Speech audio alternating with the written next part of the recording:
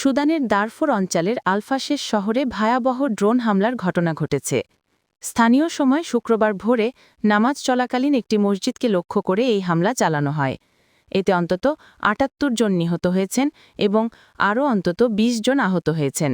এই তথ্যে নিশ্চিত করেছে ব্রিটিশ সংবাদমাধ্যম বিবিসি, স্থানীয় এক জ্যেষ্ঠ স্বাস্থ্য কর্মকর্তার বরাতে।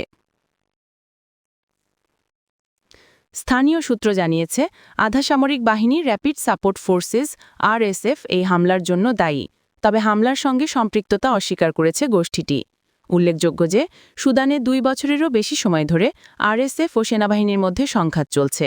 বিশেষ করে আলফাশের শহরটি সেনাবাহিনীর শেষ ঘাঁটি হওয়ায় এটিকে দখল করতে মরিয়া আরএসএফ। এ কারণে প্রায় ৩ লাখেরও বেশি সাধারণ মানুষ এখন মারাত্মক ঝুঁকির মধ্যে রয়েছেন।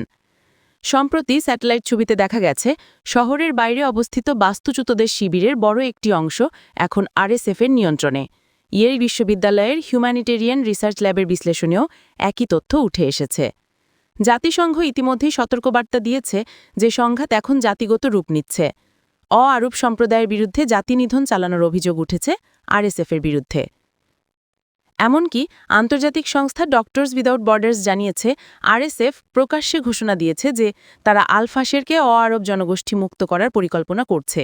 তবে এসব অভিযোগ বরাবরের মতোই অস্বীকার করে আসছে আরএসএফ। তাদের দাবি, তারা কোনো জাতিগত সংঘাতে জড়িত নয়। এ ধরনের আরও সংবাদ আপডেট পেতে আমাদের চ্যানেলটি সাবস্ক্রাইব করতে ভুলবেন না।